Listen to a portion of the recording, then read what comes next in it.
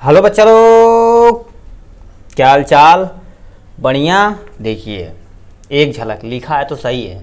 ठीक, यानी पूरी भौतिक विज्ञान क्या करेंगे, एक नज़र के जरिए हम क्या करेंगे, पूरी बुक चैप्टर ख़त्म करेंगे। मेन मेन टॉपिक इसमें हम टॉपिक पढ़ाएंगे, जैसे दूरी, विस्थापन, बल, ये सब सारी चीज़ें हम क्या करेंगे, दूरी की डिफिनेशन, जो फार्मूला, मात्रक, ये सब बताए जाएंगे। इसका जैसे वेग है तो वेग का मात्रक, डिफिनीशन, सारी चीज़ें बताई जाएंगी। मात्रक कहाँ यूज होता है, सारी चीज़ें। ठीक, और किससे कौन रिलेशन रखता है, ये सारी चीज़ें बताती। देखिए हमें क्या क्या इसमें पढ़ना है। पहला हमारा देखिए ये चीज़ हमें पढ़ना, दूरी पढ़ेंगे, विस्थापन पढ़ेंगे और चाल। उसके बाद वेग, त्वरण, गति के नियम, गति के जितने नियम हैं सब हम पढ़ेंगे। कार्य और ऊर्जा, ऊर्जा के यानी गतिज ऊर्जा, स्थित ऊर्जा जितनी है विद फार्मूले के साथ हम पढ़ेंगे। ठीक, और क्या पढ़ेंगे, ऊर्जा संरक्षण का नियम। ऊर्जा संरक्षण का नियम क्या होता है उसके बारे में पढ़ेंगे विद सोल्यूशन। और थोड़े सोल्यूशन मतलब क्या होता है, जो आपका एग्जाम्पल के साथ में, और जो इसका फार्मूला वगैरह रहेगा सारा पढ़ाया जाएगा। सामर्थ्य तथा शक्ति, यानी जो पी है, पावर होता है, तुम्हारे पास कितनी पावर है, औकात, हैसियत, इसके बारे में पढ़ी जाएंगी। ठीक है। कोणीय त्वरण या संवेग के बारे में पढ़ा जाएगा, कोणीय त्वरण या कोणीय संवेग के बारे में। ठीक, जड़त्व आघूर्ण के बारे में। उसके बाद क्या दिया यहाँ से, दाब के बारे में। ठीक, घनत्व के बारे में। और ये क्यों लिखा है टॉपिक, मतलब इसके अंदर हमें क्या होता है, बहुत सारी चीज़ें पढ़नी है। ठीक, ऐसे नहीं। देखो, यानी द्रव दाब और इसके नियम, जितने नियम है, द्रव दाब के जितने नियम उसके बारे में पढ़ेंगे। ठीक, फिर पृष्ठ तनाव के बारे में पढ़ेंगे, फिर आसंजक तथा ससंजक बल के बारे में पढ़ेंगे। आदर्श गैस समीकरण, जो पीवी बराबर एनआरटी है, इसके बारे में पढ़ेंगे। ठीक, उसके बाद तरंग गति, यानी तरंग कैसे गति करता है, इसके बारे में पढ़ेंगे। ठीक, आयाम वगैरह जो होता है ना, सारा चीज़ें इसमें। फिर दर्पण, दर्पण क्या होता है, इसका जो फार्मूला है 1/F बराबर 1/V प्लस 1/U दर्पण, ऐसे अतल दर्पण, उत्तल दर्पण, सब इसमें हम पढ़ेंगे। ठीक, उसके बाद विद्युत, विद्युत क्या होता है, आवेश क्या होता है, प्लस माइनस एनोड का थोड़ा सारी इसमें पढ़ेंगे। फिर क्या दिया है, मीटर दिया, वोल्ट मीटर, यानी जो लाइट है किसमें मेजर किया जाता है, सबके बारे में पढ़ेंगे। फिर चुंबक के बारे में पढ़ेंगे। ये केवल ओवरव्यू दे रहे हैं कि ये हमें टॉपिक अच्छे से एकदम से पढ़ के जाना है। चालक तथा चालक, फिर कैथोड किरणें के बारे में पढ़ेंगे। ठीक, एंड सो ऑन है, ऐसे कर देते हैं। ठीक, ईटीसी है, मतलब इंड थिंकिंग कैपेसिटी। ईटीसी का फुल नेम क्या है, इंड थिंकिंग कैपेसिटी। हमारी कैपेसिटी क्या हो गई, सोचने की खत्म हो गई, तब तक हम पढ़ेंगे। ठीक, चलिए स्टार्ट करते हैं एक एक टॉपिक करके। चलिए देखिए, ये पहला टॉपिक हमारा क्या है, दूरी। अब दूरी किसे कहते हैं, ये हम एक्चुअली देखें किसे कहते हैं। क्या होता है, वह वस्तु, यानी कोई वह वस्तु द्वारा तय की गई कुल पथ की लंबाई को उस दूरी की चली गई, यानी क्या होता है, उस वस्तु की चली गई दूरी कहलाती है। दूरी एक अदिश राशि है। अब पूछ सकता अदिश राशि क्या होती है, सदिश क्या होती है, ऐसे ऑप्शन दे देगा।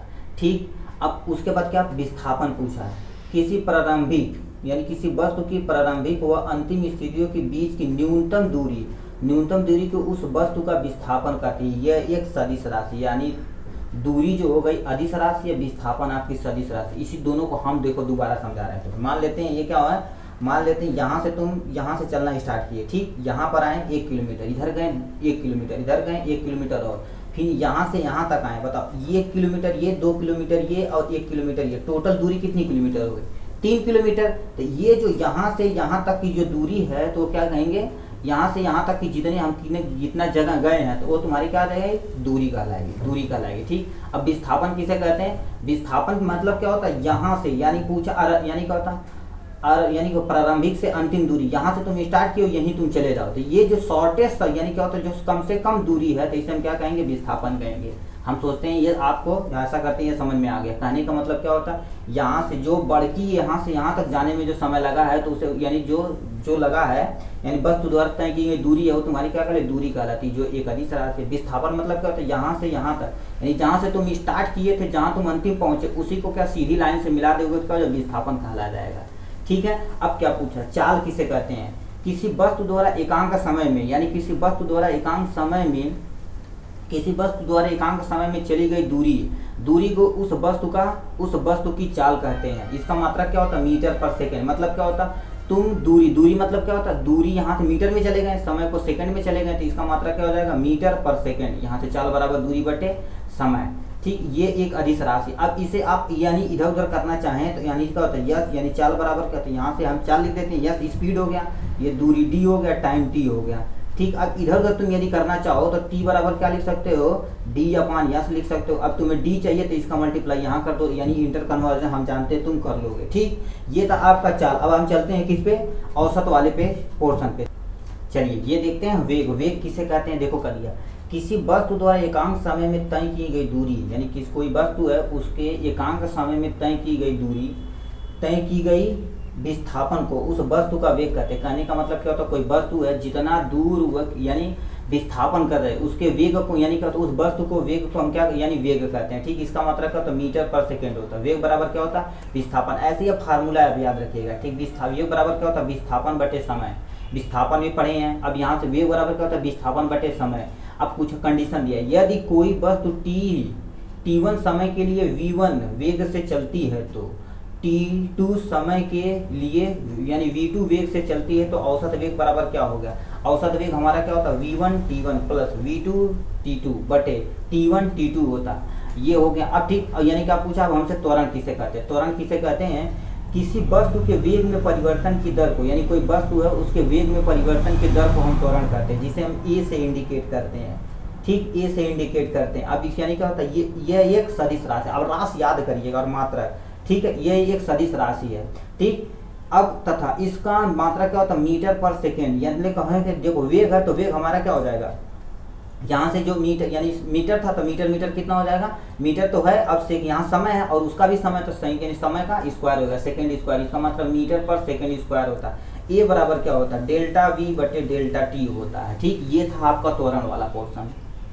ये देख लेते हैं क्या बाबू, गति के कुछ समीकरण। गति के समीकरण क्या होता है, इक्वेशन ऑफ मोशन। ठीक, जैसे गति भी पढ़ चुके हैं। ठीक, यदि कोई वस्तु v वेग से चलना आरंभ करती है, वह t समय पश्चात उसका वेग v, यानी ये u है ये v है, उसका वेग v हो तो हो जाता है वस्तु का त्वरण a है, तो वस्तु द्वारा चली गई दूरी s, तो हमें इस 3 समीकरण हमें दिया है। मतलब क्या होता है, जो आपका यानी क्या होता है, जो आपका वेग है, यानी क्या होता है वेग u है, यानी कोई यानी जो आरंभ करता है तो u हो गया। अब यानी t आपका समय हो गया, और उसके यानी उसके पश्चात वेग उसका v है, यानी वस्तु का त्वरण a है और दूरी चली गई दूरी क्या होता है यस है, तो उसके लिए समीकरण कितना, 1 2 3 समीकरण आपके, ये आपका मोस्ट इम्पोर्टेंट है। ठीक, ये बहुत ही जरूरी है।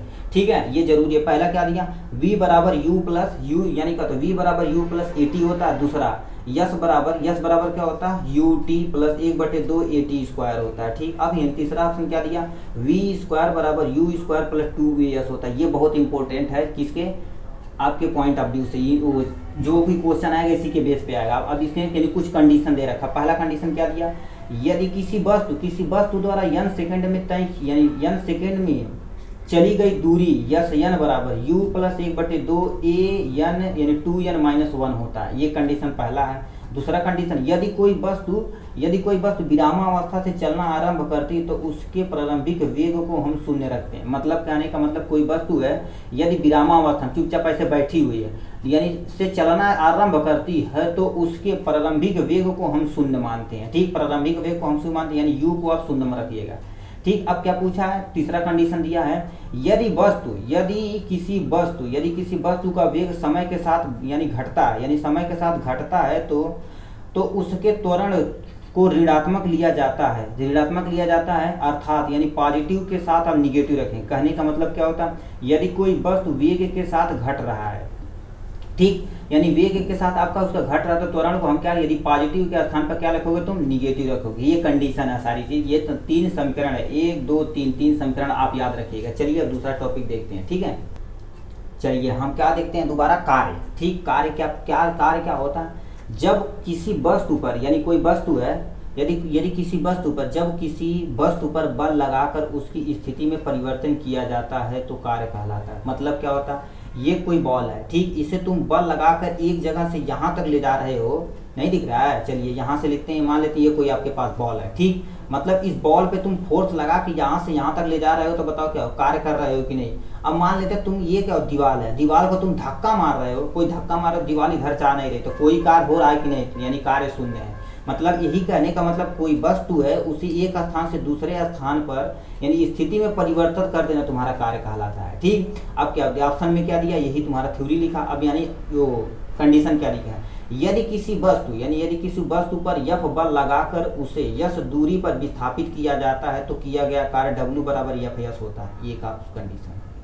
मतलब क्या होता है, यानी कोई वस्तु है उस पर आप जो बल लगा रहे हैं यस दूरी विस्थापित कर रहे हैं, तो उसे यानी W बराबर क्या हो जाएगा, F हो जाएगा। ठीक, अब यानी कार्य का मात्रक क्या होता है, यानी कार्य का मात्रक जूल होता है। जूल भी आपका हो गया। यह एक अदिश राशि। ऐसे हम धीरे धीरे अदिश और सदिश और मात्रक याद करते चले जाएंगे। यानी कार्य का मात्रक क्या हो गया, जूल, और ये एक अदिश राशि है। ठीक, अब दूसरा कंडीशन क्या दिया, दूसरा कंडीशन, यदि बल व विस्थापन यानी बल व विस्थापन की दिशाओं के बीच का कोण थीटा है तो आप ये W बराबर क्या लिखेंगे, F cos थीटा। ठीक, अब तीसरा कंडीशन क्या दिया है, तीसरा कंडीशन हमें दिया है यदि थीटा यानी क्या होता है, थीटा न्यून कोण है, यदि थीटा न्यून कोण है तो कार्य धनात्मक होगा, और यदि थीटा कोण अधिक कोण है तो कार्य ऋणात्मक होगा। यदि थीटा कोण 90 डिग्री है तो आपका कार्य शून्य होगा। दोबारा बता रहे हैं, यदि न्यून कोण क्या होता है, 0 डिग्री से बड़ा, यानी 0 से बड़ा और 90 से अंश से छोटा हो तो न्यून कोण कहलाता है। यदि यानी क्या होता है, न्यून कोण हो तो धनात्मक हो जाएगा, और अधिक कोण हो तो क्या हो जाएगा, आपका कार्य ऋणात्मक हो जाएगा। यदि आपका थीटा का मान 90 डिग्री है तो कार्य आपका शून्य होगा। ठीक, ये आप ध्यान रखिएगा। ठीक, ये कंडीशन, यानी अब देखो धनात्मक और ऋणात्मक और शून्य याद रखिएगा। ठीक, ये आप याद रखिएगा। उसके बाद क्या पूछा है, सीजीएस पद्धति में कार्य का मात्रक अर्घ होता है। यानी सीजीएस ऐसे ऑप्शन पूछ सकता है, कार्य का मात्रक सीजीएस पद्धति में क्या होता है, ऑप्शन 4 ऑप्शन दे देगा, तो कौन सा सही, यानी सीजीएस पद्धति का मात्रक, यानी सीजीएस पद्धति में कार्य का मात्रक क्या होता है, अर्घ होता है। 1 जूल बराबर कितना, 10⁶ अर्घ होता है। ठीक, ये एक हमको फार्मूला मिल गया। ये आपका था कार्य। ठीक, कार्य था। ठीक, उसके बाद हम चलते हैं किस पे, ऊर्जा पे। ये है ऊर्जा। ऊर्जा क्या होती है, ऊर्जा देखिए, किसी वस्तु यानी कोई वस्तु है या व्यक्ति है, यदि कोई व्यक्ति है या वस्तु को कार्य करने की क्षमता उसकी ऊर्जा कहलाती है। मतलब क्या होता है, तुम्हारे पास कितनी क्षमता है कि कोई तुम काम कर सकते हो, वही तुम्हारी क्या कहलाती है, एनर्जी कहलाती है। जिस पर्सन के पास जितनी ज़्यादा एनर्जी रहेगी वो कार्य उतना अच्छा से करेगा। ठीक, ऊर्जा के रूपांतरण यानी द्वारा ही कार्य किया जाता है। मतलब क्या होता है, कोई तुम कार्य कर रहे हो तो ऊर्जा का यानी रूपांतरण, एक जगह से दूसरे जगह लगा रहे हो ना, तो वही तुम्हारा रूपांतरण किया जाता है, तो कार्य किया जाता है। ठीक, इसलिए कार्य व ऊर्जा के मात्रक समान होते हैं। ऊर्जा का मात्रक जूल होता है, यानी ऊर्जा का मात्रक भी क्या होता है, जूल होता है। ठीक, यहाँ से जूल होगा। अभी कार्य का मात्रक जूल पढ़े हैं तो यानी इसका मात्रक भी जूल होता है। ये अंडरलाइन कर लीजिएगा। ठीक है, ऐसे अंडरलाइन। यांत्रिक ऊर्जा 2 प्रकार की होती है, यानी ऊर्जा कितने तरह की हो सकती है, 2 तरह की हो सकती है। पहला हमारा क्या दिया, गतिज ऊर्जा। ठीक, गतिज ऊर्जा क्या होती है, गतिज ऊर्जा और स्थितिज ऊर्जा 2 ऊर्जा होती है। पहले हम गतिज ऊर्जा पढ़ेंगे, उसके बाद स्थितिज ऊर्जा पढ़ेंगे। गतिज ऊर्जा क्या दिया है, यह को बुझे, किसी वस्तु की गति यानी किसी वस्तु की गति के कारण उसमें जो कार्य करने की क्षमता होती है उसे उस वस्तु की गतिज ऊर्जा कहलाती है। यदि यमवन द्रव्यमान की कोई वस्तु v वेग से गतिमान है तो गतिज ऊर्जा क्या होगी, यानी k बराबर, ये काइनेटिक एनर्जी है, काइनेटिक एनर्जी बराबर 1/2 mv² होता है। ठीक, mv² हो गया।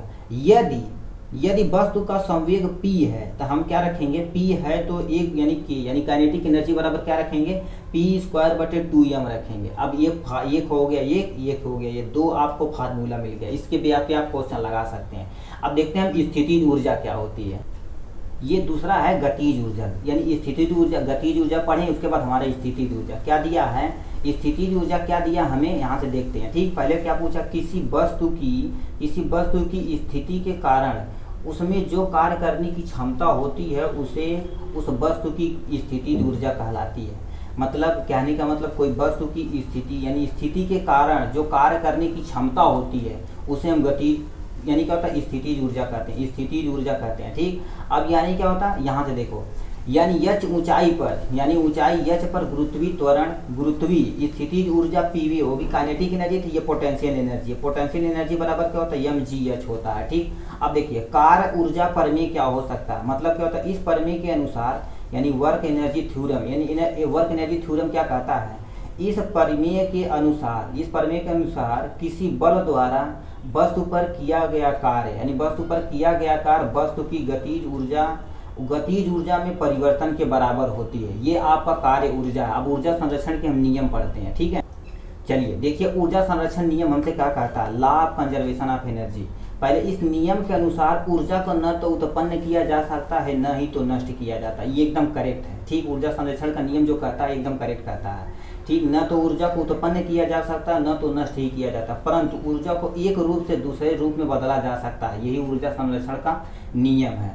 अब देखिए यानी सामर्थ्य तथा शक्ति में शक्ति क्या है, ठीक। यदि क्या पूछा, किसी वस्तु अथवा व्यक्ति की कार्य करने की दर, यानी कोई वस्तु है या व्यक्ति है, उसके कार्य करने की दर को उस वस्तु की शक्ति या यानी सामर्थ्य कहलाती है। मतलब क्या होता है, मतलब कोई व्यक्ति है वो कितना काम कर ले रहा है, जिसके पास जितनी पावर रहेगी वो उतना ज़्यादा काम करेगा, उसी को हम क्या कहते हैं, शक्ति बोलते हैं। सामर्थ्य बराबर क्या होता है, कार्य बटे समय, यानी समय आपको बताओ जो सामर्थ्य यानी कार्य यानी समय, यदि हम क्या करें, समय यदि कम कर दें तो हमारा सामर्थ्य क्या ज़्यादा हो जाएगा कि नहीं। तो यानी हमारे पास जितना ज़्यादा पावर रहेगा उतने तेज हम क्या किसी काम को कम समय में कर लेंगे। तो यानी सामर्थ्य बराबर कार्य बटे समय, यानी P बराबर W बटे T होता है।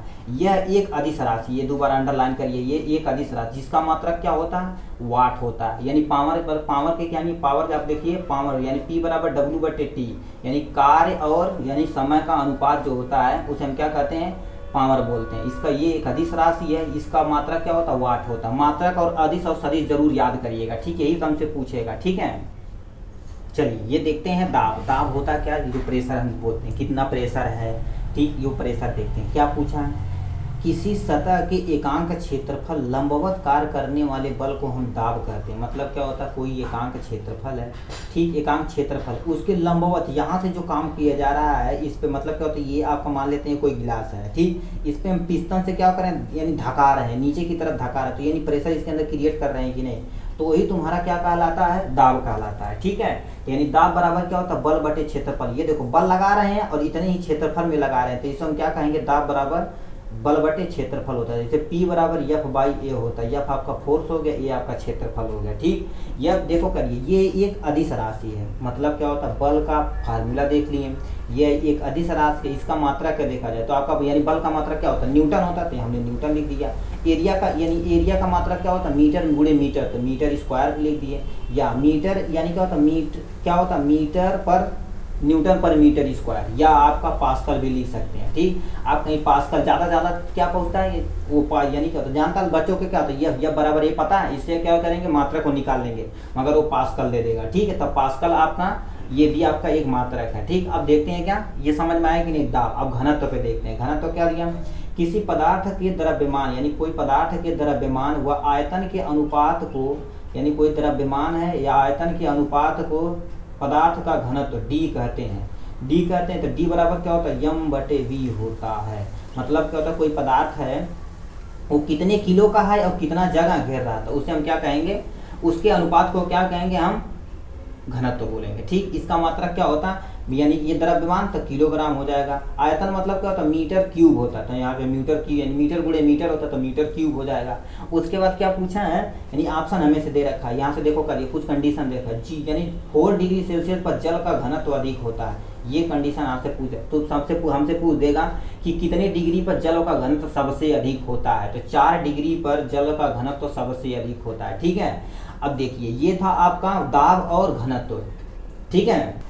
अब देखिए हम देखते हैं द्रव दाब। द्रव दाब क्या होता है, द्रव मतलब क्या होता है, पानी होता है, ठीक। जो पानी वाला लिक्विड वाला पोर्शन होता है सब वो द्रव के अंतर्गत आता है, ठीक। यानी स्टेट कितने होते हैं, सॉलिड लिक्विड गैस, 3 तरह के होते हैं, 5 तरह के होते हैं, ठीक, मगर हमें 3 ही तरह का देखते हैं, ठीक है। पहले क्या पूछा, द्रव्य दाब होता है। द्रव्य दाब क्या होता है, किसी द्रव द्वारा यानी किसी द्रव द्वारा बर्तन की तली पर यानी तली व दीवारों पर लगने वाला बल द्रव यानी बल कहलाता है। मतलब हम तुम्हें बताते हैं, ये गिलासा लेनी है, ठीक है, गिलास लेनी है, बाल्टी लेनी है, कहीं लोटा वगैरह कुछ भी ले सकते हैं, जो जाते हैं पिछवाड़ा, ठीक है, नहर पे जाते हैं लोटा लेके, तो वही तुमसे क्या कर रहा है, द्रव दाब क्या होता है। इसमें हम लिक्विड भर रहे हैं, तो इनकी दीवारों यानी तली पे क्या होता है, एक प्रेशर लगेगा कि नहीं, एक प्रेशर लगेगा, और इनकी दीवारों पर भी क्या करेगा, एक तरह का प्रेशर क्रिएट होगा, तो उसी को हम क्या कहते हैं, द्रव दाब कहते हैं, ठीक। अब क्या पूछा है, यानी कंडीशन हमें दे रखा है, द्रव की सतह से यच ऊंचाई पर स्थित किसी बिंदु पर द्रव का दाब कितना होता है, PV बराबर एच डी जी होता है, ठीक। जहाँ D तुम्हारा क्या है, द्रव का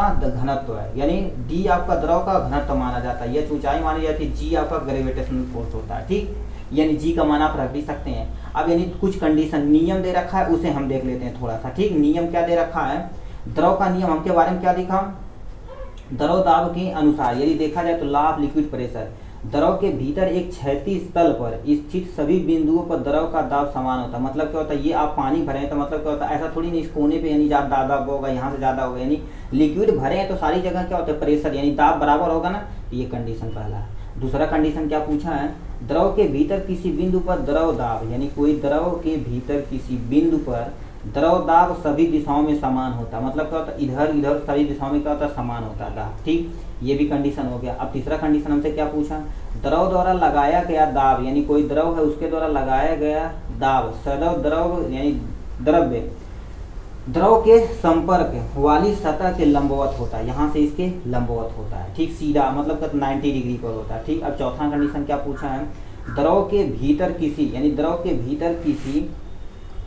किसी बिंदु पर द्रव दाब द्रव की सतह के आकार व क्षेत्र यानी क्षेत्रफल निर्भर नहीं करता है। ठीक, मतलब क्या होता है, आकार मतलब क्या होता है, जितना बड़ा एक गिलास रहेगा उतना ज़्यादा ये क्या करेगा, जल इसमें भराएगा, और क्षेत्रफल पर निर्भर नहीं करता। क्षेत्रफल बताओ क्या होता है, यहाँ पर मान लेते हैं हम ट्रंक ला दिए, कढ़ाई ला दिए, थाली ला दिए, तो क्या होता है, ज़्यादा पानी आ जाएगा ना, क्षेत्रफल भी निर्भर नहीं करता द्रव दाब। ठीक है, चलिए पृष्ठ तनाव क्या होता है, सरफेस टेंशन, सरफेस टेंशन मतलब क्या होता है, अरुई पत्ता देखेंगे कि नहीं, अरुई के पत्ता पे आप क्या करिए, थूकिएगा, चाहे पानी फेंकिएगा तो क्या देखेंगे, ऐसे गोल गोल हो जाता है कि नहीं, ये पृष्ठ तनाव के कारण से ही होता है। चलिए देखते हैं इसी को हम, द्रव का वह गुण जिसके कारण वह अपने स्वतंत्र पृष्ठीय क्षेत्रफल को क्या होता है, न्यूनतम करने की कोशिश करता है, पृष्ठ तनाव कहलाता है। दोबारा बता रहे हैं, पृष्ठ यानी द्रव का वह गुण जिसके कारण से वह स्वतंत्र पृष्ठीय क्षेत्रफल को न्यूनतम यानी कम से कम करने की कोशिश करता है, उसे क्या कहलाते हैं, पृष्ठ तनाव कहलाता है। ठीक, अब दूसरा कंडीशन क्या पूछा है, दूसरा दे रखा है, द्रव का वह गुण जिसके कारण वह अपने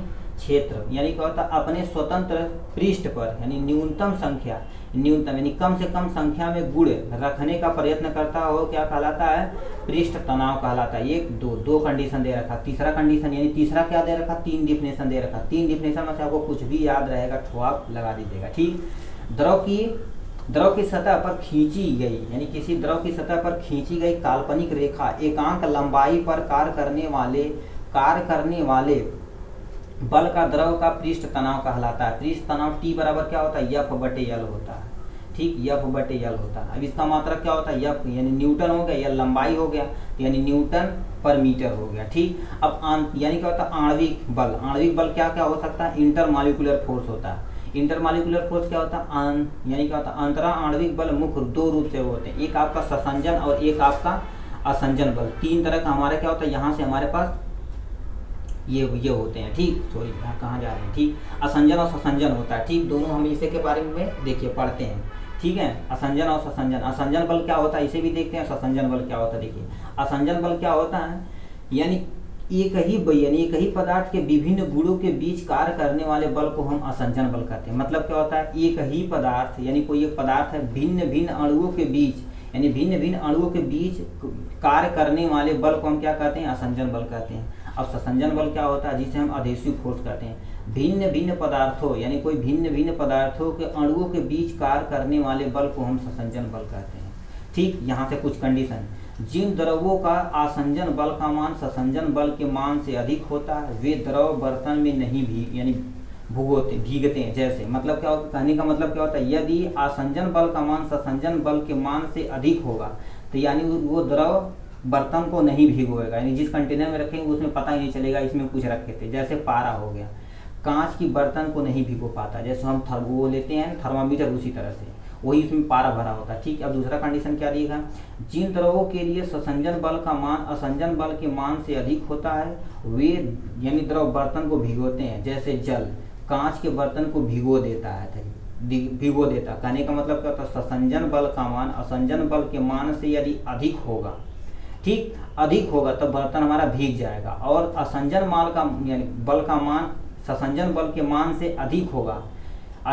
यहाँ देखो कर ये और ये कंडीशन मतलब इधर उधर केवल चेंज किया है, उसी को हमको देखना है। ठीक है, ये आपका असंजन और असंजन बल यानी सोचिए असंजन बल और ससंजन बल था। ठीक है, यहाँ से देख लेते हैं हमका आदर्श गैस समीकरण यानी आइडियल यानी गैस इक्वेशन क्या दिया है।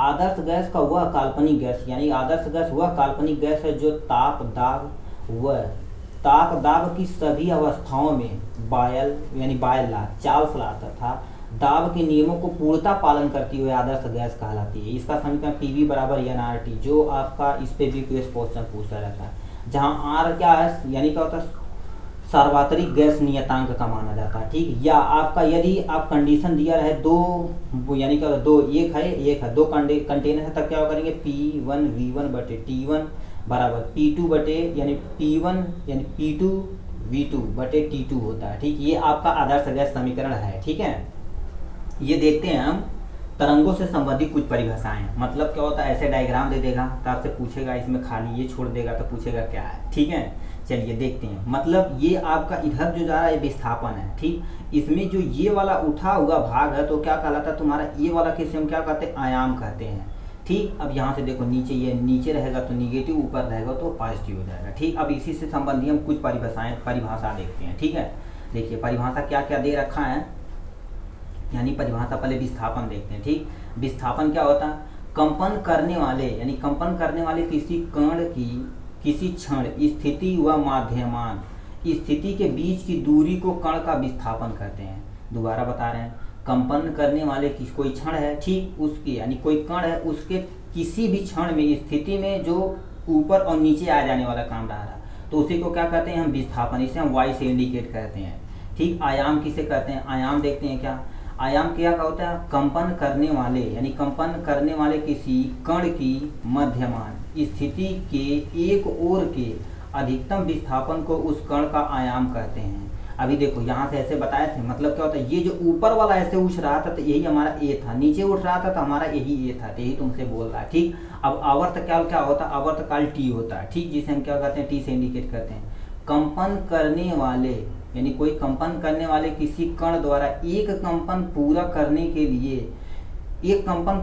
के लिए कंपन को आवर्तकाल कहते हैं। मतलब क्या होता है, जो एक बार ऊपर जा रहा है एक बार नीचे आ रहा है, यहाँ से जो हो रहा है इसी को क्या कहते हैं हम, उसे आवर्तकाल यानी टाइम पीरियड बोलते हैं। ठीक, अब यानी कला क्या होता है, कंपन करते हुए किसी कण की किसी क्षण कला उस क्षण की कला की स्थिति व गति की दिशा को प्रकट करते हैं। यदि माध्यम के दो कण किसी क्षण साम्यावस्था से एक ही दिशा में समान दूरी पर हो तो यानी उसकी दिशा एक ही हो तो यानी क्या होता है एक समान कला कहलाती है। ये था आपका कला वाला पोर्शन। ठीक, कुछ और डिफिनेशन यहाँ से देख लेते, ये कुछ हम मुख्य पॉइंट देख लेते हैं, मैं महत्वपूर्ण बिंदु देख लेते हैं। क्या पूछा है, पुरुषों की आवाज व शेर की दहाड़ की त्वरत कम होता है। ठीक है, अब दूसरा पॉइंट क्या दिया, किसी बिंदु स्रोत के लिए यानी कोई बिंदु स्रोत के लिए तरंगार्ग तथा गोली तथा रेखी स्रोत के लिए बेलनाकार होता है। ठीक, मतलब यहाँ से देखो तीसरा पॉइंट क्या दिया, सबसे निर्बल स्राव ध्वनि की तीव्रता कितना होती है, सबसे कम 10⁻⁻12 वाट पर मीटर यानी पर मीटर स्क्वायर होता है। ठीक, अब जो हम समान बातचीत करते हैं उसकी तीव्रता कितनी होती है, 10⁻16 वाट पर मीटर होता है। ठीक है, अब क्या पूछा यहाँ से, किसी गैस में ध्वनि तरंगे सदैव अनुदैर्ध्य होती हैं। सदैव अनुदैर्ध्य होती है। ठीक, ये समझ में आ गया। अब क्या पूछा है, ध्वनि तरंगों में भी परावर्तन होता है, यानी कोई ध्वनि तरंग है तो उसमें परावर्तन का नियम, जैसे परावर्तन अपवर्तन होता है ना, तो उसी तरह से इसमें भी क्या होता है परावर्तन होता है। परावर्तन के कारण तरंगे की चाल आवृत्ति हुआ तरंगदैर्घ्य में अपरिवर्तित हो जाती है। कहने का मतलब क्या होता है, जैसे देखिए यहाँ से है, इधर से जो आ रही थी किरण उसे क्या कर रहे थे आपतित किरण, और जिधर से जा रही थी उसे परावर्तित किरण बोल रहे थे ना। तो यहाँ से आवाज मान लेते इधर से आती है, इधर से जो जाती है तो क्या होता है कहीं तो यहीं अपरिवर्तित हो जाएंगी, इधर उधर चली जाएंगी, तो वही तुमसे क्या हो रहा है अपरिवर्तित हो जाती है। ठीक, अब क्या पूछा है, यांत्रिकी तरंगों में केवल ऊर्जा व संयोग का ही संचरण होता है, पदार्थों का संचरण नहीं होता है। ठीक, अब क्या पूछा यहाँ से देखिए क्या लिख दिया है, गहरे जल में ध्वनि की चाल उथले जल में ध्वनि की चाल की अपेक्षा अधिक होती है। ठीक, ये था कुछ मुख्य पॉइंट। ठीक है, ये आपका प्रकाश का परावर्तन है। ठीक, यानी रिफ्लेक्शन ऑफ लाइट कैसे होती है इसके बारे में थोड़ा सा देखते हैं, इस पे भी क्वेश्चन बहुत ज़्यादा आता है। ठीक, क्या पूछा है, जब प्रकाश किसी चिकनी सतह से टकराता है तो सतह से टकरा कर वापस चला जाता है, इस घटना को प्रकाश का परावर्तन कहलाते हैं। मतलब क्या होता है, ये कोई आपका चिकना वस्तु है, ठीक है, चिकना वस्तु बना लिए, जो यहाँ से प्रकाश की किरण जो आ रही है उसे आपतित किरण यानी आई वाला पोर्शन बोलते हैं।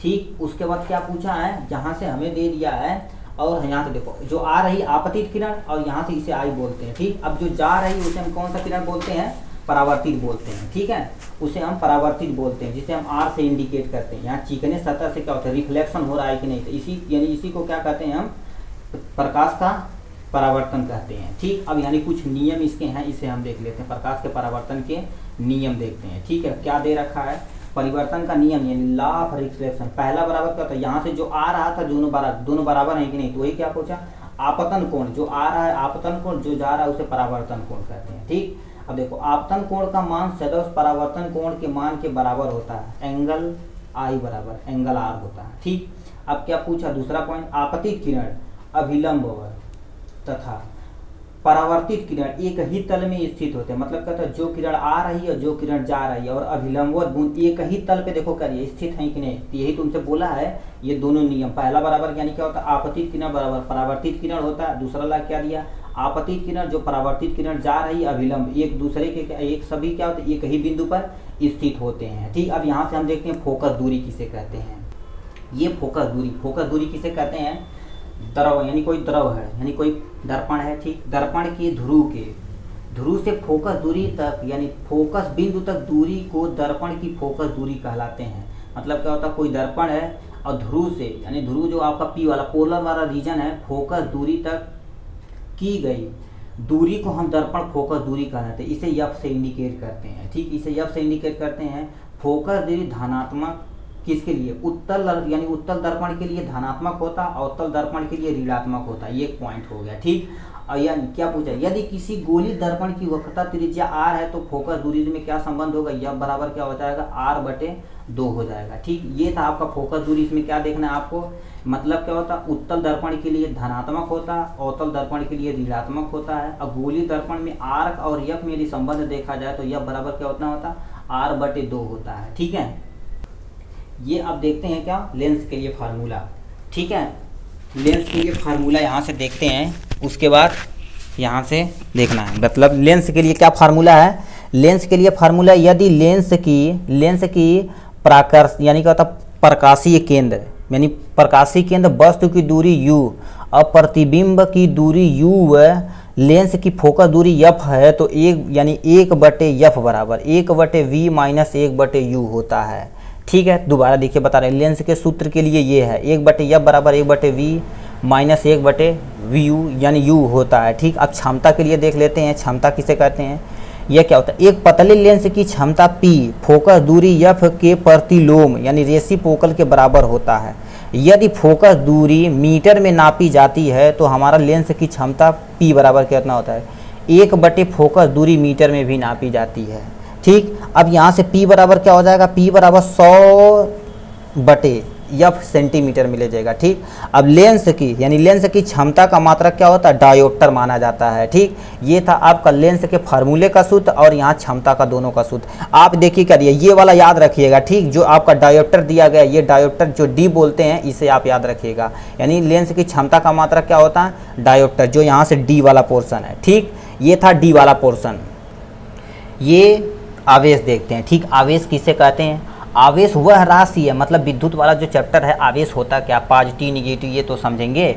बताओ क्या आवेश क्या होता, आवेश वह राशि है जो किसी वस्तु द्वारा इलेक्ट्रॉन ग्रहण या त्यागना यानी त्यागता, मतलब क्या होता है, किसी इलेक्ट्रॉन को लेना या देना आवेश कहलाता है। ठीक, ये कितने तरह का हो सकता है, एक पॉजिटिव एक निगेटिव दोनों हो सकता है, यानी धन आवेश और ऋण आवेश दोनों हो सकता है। ठीक है, अब देखिए कंडीशन देखते हैं कैसे, किसी वस्तु पर आवेश की मात्रा क्या होता है, यहाँ से यानी क्या होता है प्लस माइनस q यानी n e होता है। n मतलब क्या होता है 1 2 3 4 5 आप कुछ भी लिख सकते हैं।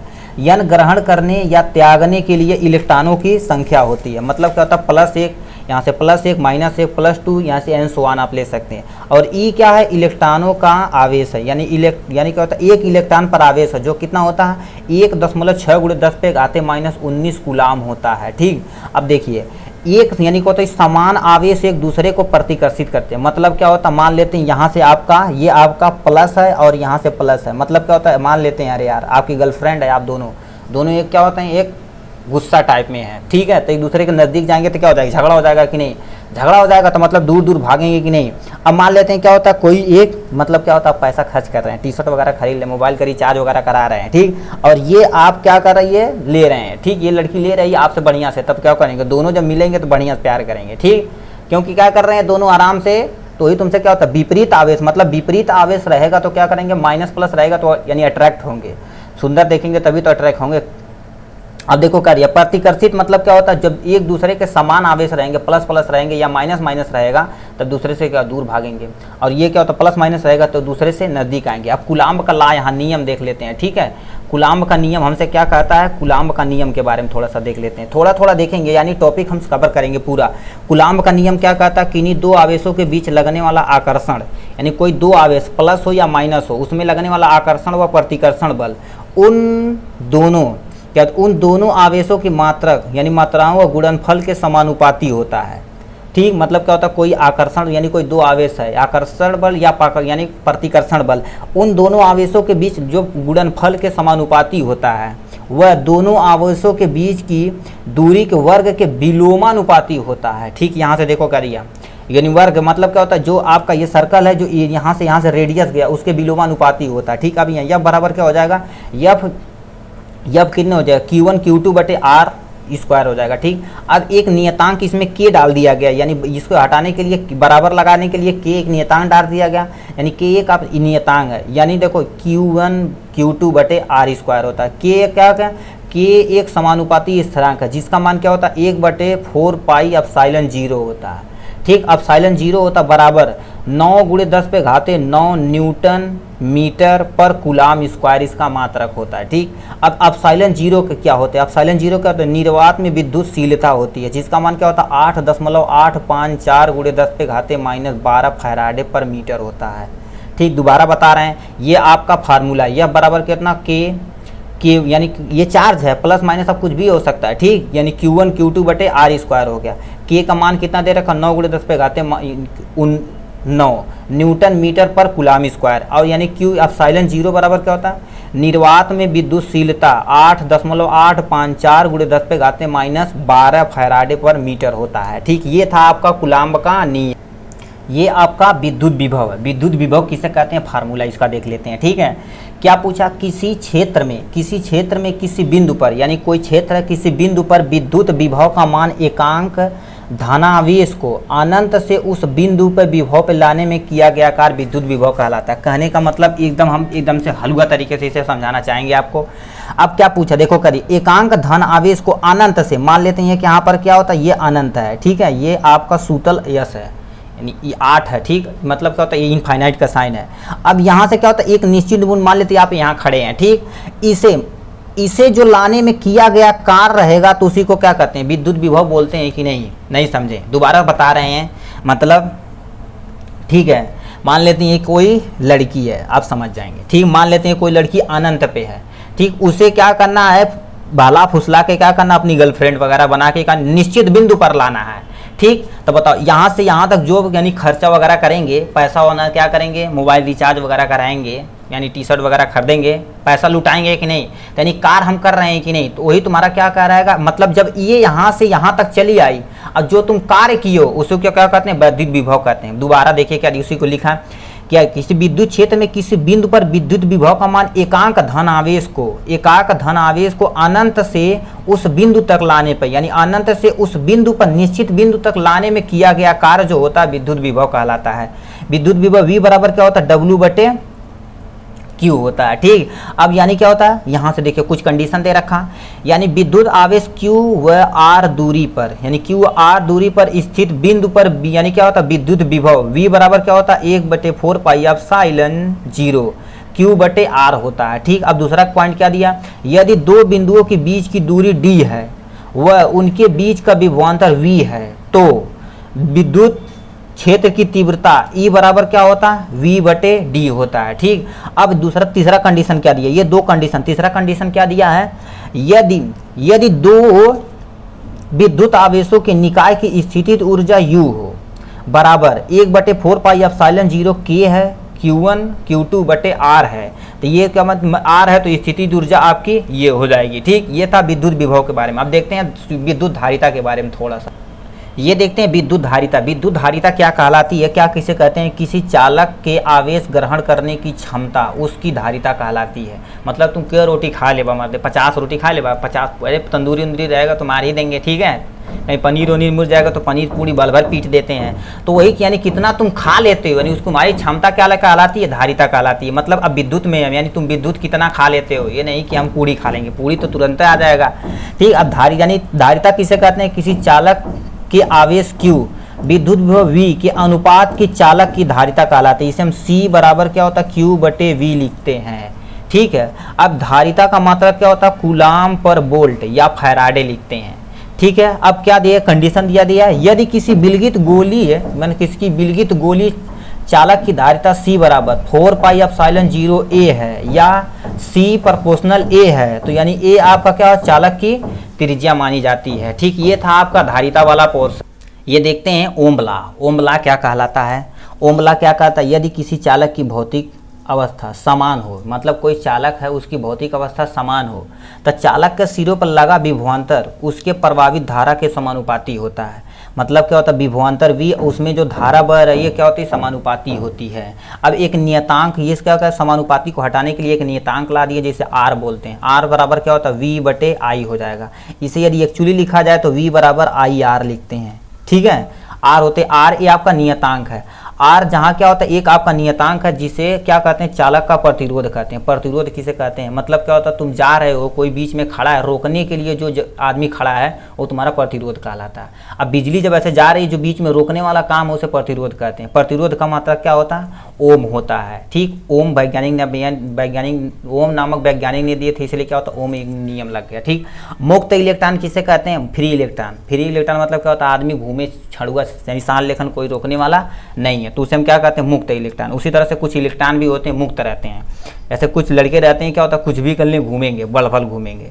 किसी यानी किसी पदार्थ में उसके परमाणुओं से अलग होकर, यानी कोई परमाणु उसे अलग होकर मुक्त रूप से विचरत यानी क्या होता है, विचरण करने वाले इलेक्ट्रॉन मुक्त इलेक्ट्रॉन कहलाते हैं। इन पर नाभिक पर नियंत्रित कोई नहीं था। मतलब क्या होता है, यहाँ से कोई एक नाभिक है, इसमें क्या होता है, ऐसे इलेक्ट्रॉन बने, यहाँ छूट गए, अब घूमेंगे, इसे बल भर घूमेंगे, यानी नाभिक पर इस पर कोई नियंत्रण नहीं है कि कहाँ जाने वाला है, तो उसे हम क्या कहेंगे, मुक्त इलेक्ट्रॉन बोलेंगे। ठीक है, ये देखते हैं विद्युत ऊर्जा। विद्युत ऊर्जा क्या कहलाती है, आवेश के प्रवाह के कारण, यानी कोई आवेश है उसके प्रवाह के कारण जो ऊर्जा व्यय होती है विद्युत ऊर्जा कहलाती है। विद्युत ऊर्जा E बराबर क्या होता है, VIT होता है। ठीक, अब इसे हम यानी इंटरफेरेंस करेंगे, मतलब इधर उधर करेंगे तो क्या होता है, V² बटे RT हो जाएगा। ठीक, यहाँ से बराबर करते I² बटे RT जूल में लिखते हैं। ठीक, ये जूल में लिख दिए। अब विद्युत शक्ति क्या होती है, विद्युत शक्ति देखते हैं, इलेक्ट्रॉन ई यानी क्या होता है, इलेक्ट्रिक पावर क्या होता है, मतलब विद्युत ऊर्जा को व्यय होने की दर विद्युत शक्ति कहलाती है। इसे हम किससे इंडिकेट करते हैं, P से इंडिकेट करते हैं। P बराबर क्या होता है, VI होता है। V आपका क्या होता है, विद्युत जो आपका वोल्ट उसके बारे में बात है। ठीक, यानी जो आपका ये हो गया, I आपका विद्युत धारा है। ठीक है, अभी ओम लॉ पढ़ के आए, उसी को यानी कन्वर्ट किया है। V² बटे R हो गया बराबर I² R बट यानी क्या होता है, वाट में लेते हैं। ठीक, ये आपका विद्युत ऊर्जा विद्युत शक्ति के बारे में है। ठीक, चलिए ये देखते हैं कुछ चीज़ें मीटर जो विद्युत को नापने के लिए यूज की जाती हैं। पहला हमारा दिया है ए मीटर। ए मीटर किसे कहते हैं, ए मीटर क्या होता है, ए मीटर ऐसा यंत्र है जो किसी परिपथ में विद्युत को यानी कोई धारा है, धारा को मापने के लिए प्रयुक्त होता है। मतलब क्या होता है, एक ऐसा यंत्र है जो परिपथ बह रहा है, ऐसे धारा बह रही है तो उसमें जो धारा बह रही है उसको मेजर करने के लिए इसका यूज किया जाता है। ठीक, अमीटर सदैव धारा स्रोत के साथ श्रेणी क्रम में लगाया जाता है। ये तुमसे पूछ सकता है, 2 क्वेश्चन इससे बन सकता है। ठीक, कौन सा, पहला मतलब क्या होता है, मीटर किसको मेजर करता है, धारा को मेजर करता है, ये पता चल गया। अब किस क्रम में जोड़ा जाता है, श्रेणी क्रम में जोड़ा जाता है। ठीक है, श्रेणी क्रम में। अब आते हैं वोल्ट मीटर पे। वोल्ट मीटर एक ऐसा यंत्र है जो किसी चालक के सिरों के बीच विभवांतर को मापने के लिए, यहाँ देखो धारा माप रहा था और ये क्या मेजर कर रहे हैं हमारे बाबू, विभवांतर मेजर कर रहे हैं। ठीक, विभवांतर मेजर करने के लिए यूज किया जाता है। अब किसमें, यानी वोल्ट मीटर को यानी सदैव किसमें, समांतर क्रम में लगाया जाता है। इतना कंफर्म हुआ। ये जो आपका है ये धारा को मेजर करने के लिए और श्रेणी क्रम में लगाया जाता है। वोल्ट मीटर जो होता है समांतर क्रम में लगाया जाता है और विभवांतर को मेजर करने के लिए लगाया जाता है। ठीक, अब आते हैं कि इसमें वोल्ट मीटर का प्रतिरोध बहुत अधिक होता है। ये यानी अब पूछ सकता है, ये ऑप्शन दे देगा अमीटर, वोल्ट मीटर, गैल्वेनोमीटर में भी प्रतिरोध किसका सबसे ज़्यादा होता है। तो ये कंडीशन यहाँ से हो गया। ऐसे क्वेश्चन पूछ सकते, छोटा छोटा क्वेश्चन पूछेगा। ठीक है, अब क्या पूछा, गैल्वेनोमीटर क्या होता है। गैल्वेनोमीटर क्या होता है, गैल्वेनोमीटर एक ऐसा यंत्र है जो किसी परिपथ में धारा की स्थिति ज्ञात करने में प्रयुक्त किया जाता है। ये प्रयुक्त किया जाता है। ठीक, मतलब क्या होता है, विद्युत धारा की स्थिति यानी कब स्थिति कैसी है उसके लिए यूज किया जाता है। ठीक, गैल्वेनोमीटर को अमीटर में बदलने के लिए उसे समांतर क्रम में एक कम प्रतिरोध लगाया जाता है, जिसे हम क्या होता है शंट बोलते हैं। ठीक, यानी क्या होता है, आप ये याद रखिएगा अमीटर, वोल्ट मीटर, ये तीनों आपका यानी गैल्वेनोमीटर याद करिएगा। ठीक, दोबारा बता रहे हैं, गैल्वेनोमीटर को अमीटर में बदलने के लिए यानी गैल्वेनोमीटर को किसमें, अमीटर में बदलने के लिए किसमें, उसके समांतर क्रम में एक कम प्रतिरोध वाला एक शंट लगा दिया जाता है। किसमें चेंज हो जाता है, अमीटर में कन्वर्ट हो जाता है। ठीक है, ये देख लेते हैं क्या बाबू, ये कैथोड किरणें के कुछ गुण देख लेते हैं। यानी कैथोड किरणें होती क्या हैं, कैथोड किरणें क्या होती हैं, अत्यंत तीव्र गति से चलने वाली ऋणावेशित कण होता है। अब याद रखिएगा, पूछ सकता है कैथोड किरणें कैसी होती है, ऋणावेशित, धनावेशित या कोई नहीं। तो आपका ये कैसी होती है, ऋणावेशित कण होता है जो विसर्जन नली में कण के यानी कैथोड के एनोड की तरफ मुड़ जाती हैं। तो इससे हमें इसी की प्रॉपर्टी क्या पता चलती है, ये आपका ऋणावेशित है। कुछ प्रॉपर्टी यहाँ से दे रखा है। पहला प्रॉपर्टी हमें क्या दे रखा है, ये सारी प्रॉपर्टी हम क्या करेंगे, इसका यूज देखेंगे। ठीक है, सारी चीज़ें देखेंगे। तो कैथोड किरण के कुछ गुण, कैथोड किरण सीधी रेखा में चलती हैं, एक गुण हो गया। ठीक, अब ये को क्या पूछा है, किसी पदार्थ पर कैथोड किरणें गिरती हैं तो वह पदार्थ क्या हो जाता है, गर्म हो जाता है। दूसरी प्रॉपर्टी। अब तीसरा प्रॉपर्टी क्या दिया, कैथोड किरणें यंत्रिकी दाब लगाती हैं, ये तीसरा प्रॉपर्टी। कुछ भी पूछ सकता है। ठीक है, अब यहाँ से क्या पूछा, कैथोड किरणें भौतिक तथा रासायनिक परिवर्तन यानी परिवर्तित कर सकती हैं। यानी मान लेते हैं कैथोड किरणें यानी क्या होता है, बाहर से यदि हम कोई फोर्स दे देंगे या केमिकल फोर्स दे देंगे तो ये हम क्या परिवर्तित कर सकते हैं। ठीक है, ये भी पॉइंट हो गया। कैथोड किरणें गैसों का आयनीकरण कर देती हैं, आयनित कर देती हैं, मतलब क्या था पॉजिटिव निगेटिव या कुछ भी कर सकती हैं। ठीक है, अब क्या पूछा, कैथोड किरणें यक्स किरणें का उत्पादन करती हैं। यक्स किरणें जो रंजन बाबू वैज्ञानिक ने खोज की थी, जो आपके एक्सरे के लिए यूज किया जाता है। ठीक, ये एक पॉइंट हो गया। अब कैथोड किरणें प्रतिदीप्त उत्पन्न करती हैं, ये पॉइंट हो गया। यानी क्या होता है, कैथोड किरणें धातु की पतली पन्नी के पार निकल जाती, मतलब क्या होता है, कोई धातु की पतली पन्नी है, मतलब क्या होता है सोना वगैरह है तो उसमें क्या होता है, यदि पतली रहेगी तो क्या कर देगी, निकल जाएगी, पन्नी की भांत रहेगी तो। ठीक, अब क्या होता है, कैथोड किरणें होती हैं, कैथोड किरणें क्या होती हैं, कैथोड किरणें चुंबकीय क्षेत्र व विद्युत क्षेत्र में विसर्जित हो जाती हैं। ठीक है, दोनों क्षेत्र में क्या होता है, विद्युत क्षेत्र है चाहे चुंबकीय क्षेत्र है, उसमें क्या हो जाती है, यानी विक्षेपित हो जाती है। मगर क्या होता है, ऐसे जा रही थी यानी इधर या इधर मुड़ जाएंगे।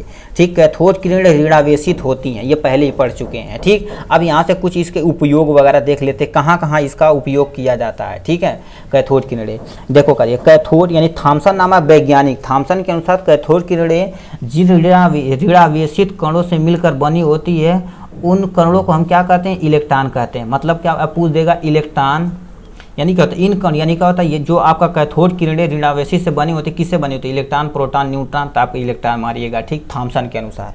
ठीक, अब कैथोड किरणें के कुछ गुण देख लेते हैं। तो कैथोड किरणें क्या होती हैं, कैथोड किरणें कंपनदर्शी होती है, मतलब क्या होता है, एकदम ऐसे हिलने वाला काम होता है। ठीक, अब यक्स किरणें उत्पादन करती है जो आप एक्सरे में यूज करते थे। ये था आपका यक्स किरण यानी क्या होता है, कैथोड किरणें के कुछ गुण हैं। ठीक है, ये आपका नाभिकीय भौतिक में यानी radio active last and final portion है। ठीक, आप वीडियो में बने रहने के लिए बहुत बहुत धन्यवाद। इसे यानी अल्फा, बीटा और गामा किरणें की कुछ प्रॉपर्टी हम देखते हैं।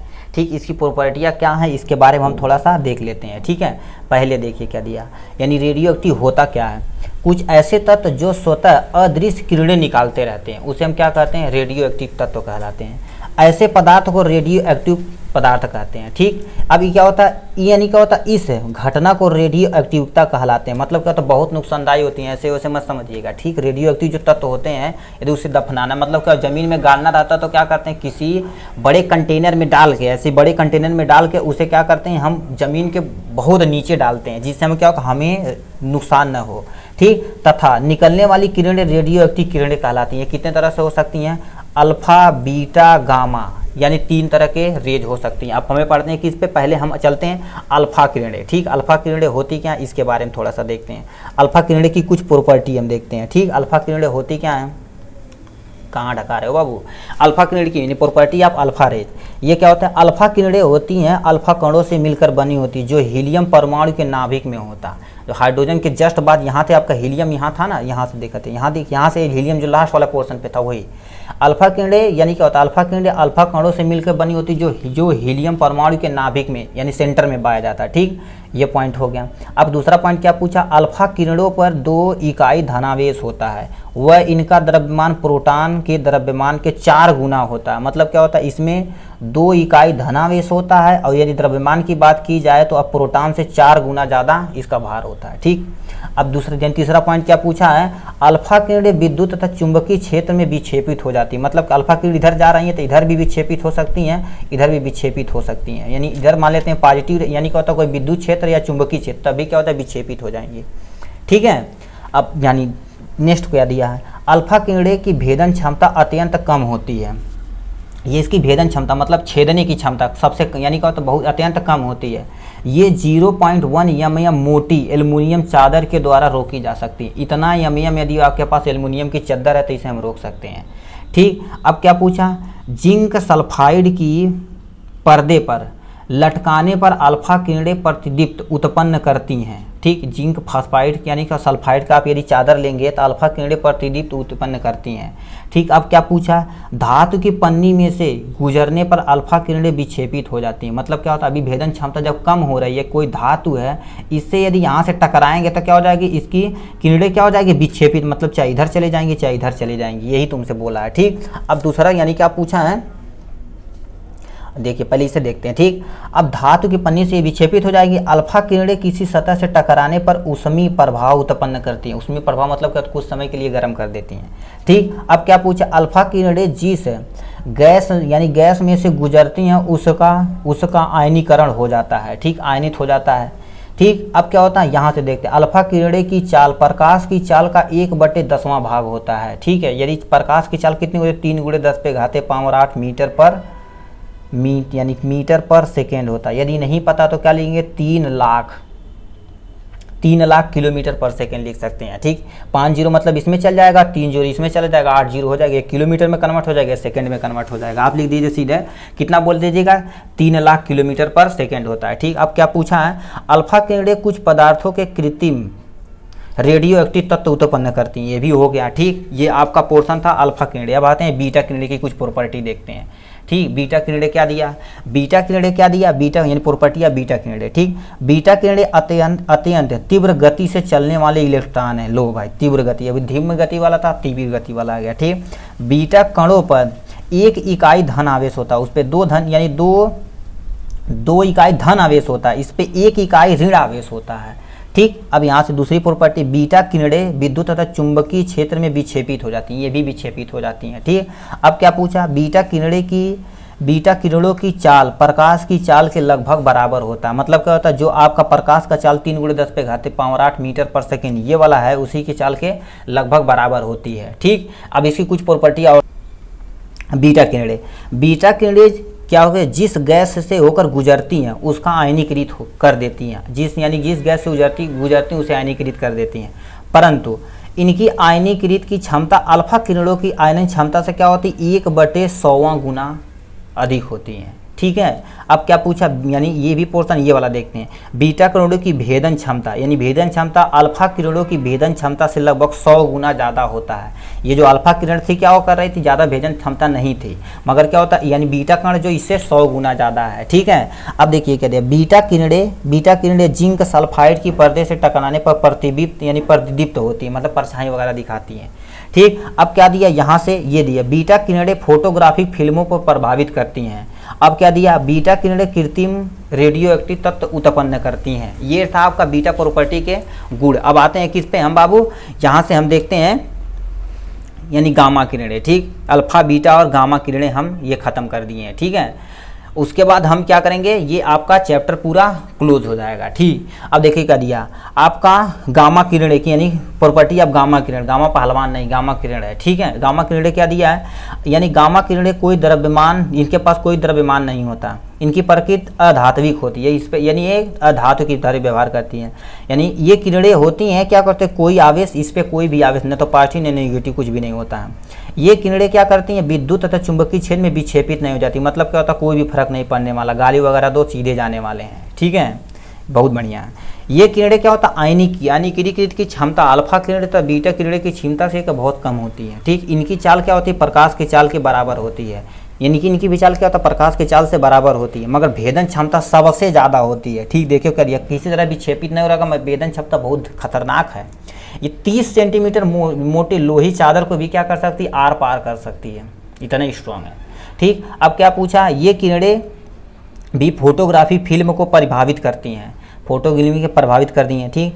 अब क्या होता है, ये किरणें जिस सतह पर टकराती हैं यानी उनसे इलेक्ट्रॉन का उत्सर्जन हो जाता है, ये भी सही है, ठीक। अब यानी लास्ट एंड फाइनल क्या पूछा है, ये किरणें किसी सतह से टकराने पर उष्मा क्या होता है, ऊष्मीय प्रभाव उत्पन्न करती हैं। ये था आपका क्या होता है, गामा किरणें के बारे में, ठीक। देखिए आप वीडियो में जुड़े रहने के लिए बहुत बहुत धन्यवाद, ठीक है। आप हम क्या कर देंगे, मतलब भौतिक को क्या कर दिए हम, भौतिक विज्ञान को क्या दे, एक झलक में हम सारा चीज़ क्या होता है, इंपॉर्टेंट पॉइंट और छोटा छोटा पॉइंट क्या कर दिए हम सब खत्म कर दिए, ठीक। वीडियो में जुड़े रहने के लिए बहुत बहुत धन्यवाद। पढ़ाई करते रहिए, ऑल द वेरी बेस्ट।